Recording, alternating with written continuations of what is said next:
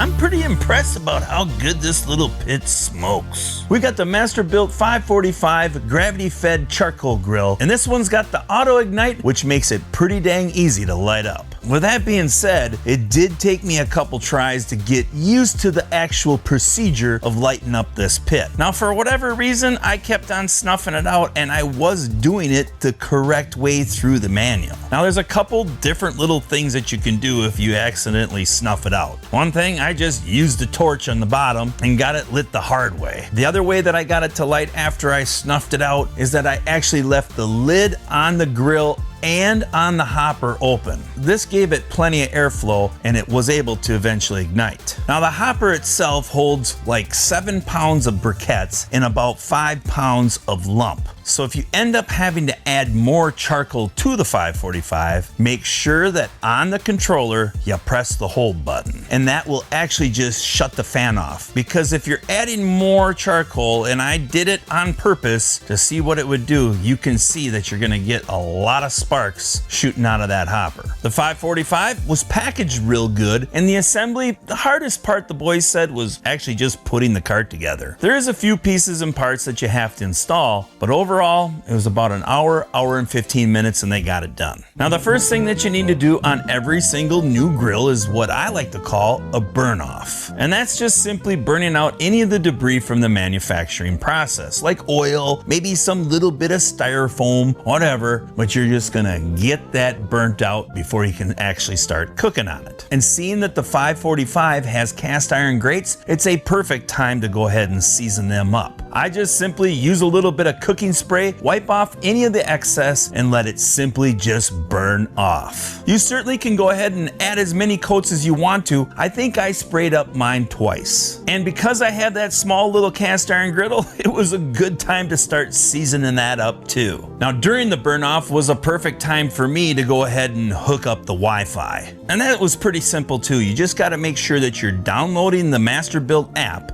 and then just follow the instructions on the screen. You might have to hit the little pairing button on the controller, but if it hasn't been paired yet, it should be kind of searching for a Wi-Fi signal. Let's talk a little bit about the creature comforts on the 545. We have 545 square inches of cooking space inside this pit. But because we have like 3 different areas to cook on, it's kind of split up a little bit. We have 300 and some on the bottom main cooking rack, 108, 105 on the top warming rack, and this cast iron grid slash griddle on top of the charcoal hopper. You can also use it as a sear zone, or if you just want to like maybe lay a few pieces of bacon on it and grill that up for some burgers. But now if we're looking at just the main cast iron cooking grates, which are reversible, you can probably get 3 racks of ribs in there. One thing that I really like is that this shelf you can fold up, and you literally fold it up. Instead of having it fold down this way, well, you got plenty of room to get in here and clean it up or do any maintenance, or simply just get it lit. I'm gonna mention again that this thing is awesome.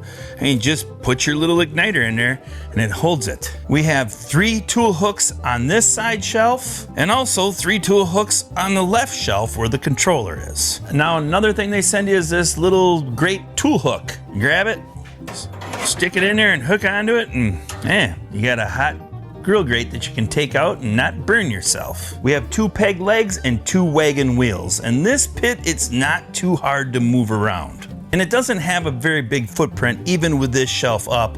It's like 58 inches wide, 45 inches tall, and about 24 to 25 inches deep.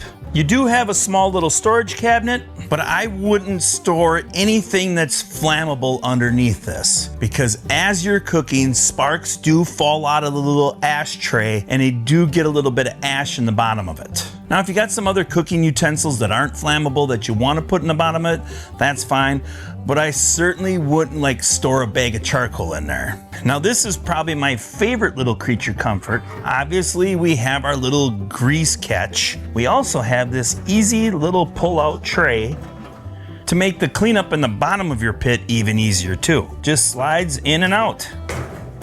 And finally, we have our Wi-Fi controller, which goes from 250 degrees up to 650 degrees in 5-degree increments. This is a PID controller, which pretty much means that it's going to read and react. and it's controlled by a fan. So if it's looking for a little hotter temperatures, well, the fan's gonna speed up.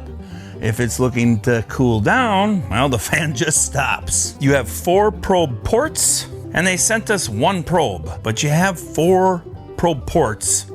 I wish companies would just send you all the probes. And the last thing that we have on here is this AutoIgnite. Inside the pit, underneath the mini charcoal hopper, you will see this little element. It's very similar to like a pellet grill. Press the button in, and it's gonna sit here and flash red for a little bit. And once it stops flashing red, that means that element is preheated, and now you can go ahead and slide in your starter and it'll light up. When it came to cooking on the 545, well, it actually outperformed my expectations. The first thing that I wanted to test was to see how well it would do actually smoking something. So I cooked up one of my favorite things to barbecue, and that's a pack of beef back ribs. That meat is located by the prime rib, so you know it's gonna be good and tasty. And these beef back ribs turned out fantastic. I had a nice little smoke ring and some really good bark. And talk about tender and juicy, these ribs had it.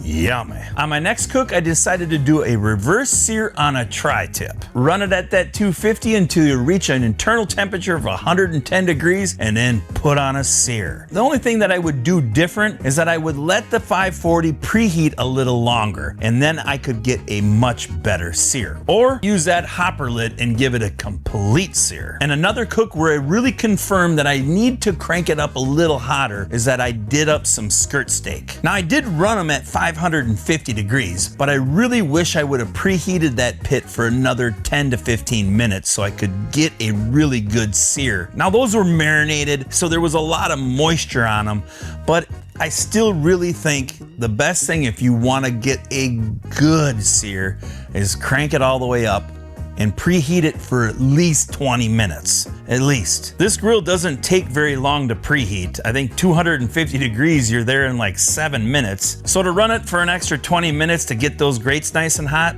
it certainly would have helped. But honestly, everything that I cooked on here tasted fantastic because we have that charcoal flavor added to that meat. When I was running those beef ribs, I thought maybe I was going to end up having to add some fuel into that hopper, but I didn't. I did check it, and that's when I noticed all the sparks coming out. It's like, yeah, that's why you want to press that hold in case you have to throw some more charcoal in. These beefers took the normal 5.5 hours unwrapped, and you can see in the hopper, I had probably enough fuel there for at least another 2.5 hours. That's one thing about the hopper, that it's going to be kind of tricky to be able to do an overnight cook on the 545. When it comes to the cleanup on the Masterbuilt 545, well, it's pretty much like every single other grill out there. Scrape down the grates, scrape down that removable bottom pan, clean up your grease tray. Now you don't have to do this, but we kind of actually treated this one like a pellet grill. Because of the ash on the bottom of the cabinet and inside that charcoal chamber, we just grabbed the shop vac and sucked it all up. Now some of you out there might be thinking, is this the right pit for you? It's certainly a great pit for a smaller family and people that like to cook with charcoal. Now being that it has that PID controller, it's able to keep your temperatures pretty consistent, so it certainly is for a lot of you a lot easier to cook on than compared to like a Weber kettle. You certainly can smoke on it, and you have the luxury of cranking it up and cooking on high temps. One con against the 545 is that it is built pretty thin. It's not built as beefy as some of the other Masterbuilts out there, but it's not as costly as some of those other Masterbuilts out there either. One big pro that I have about the 545 is that PID controller. It's pretty much a set and forget it. I mean, you still gotta check on your food, but you pretty much dial it in and it's holding pretty tight. Now, if you're looking for more information on the Masterbuilt 545, check the description below.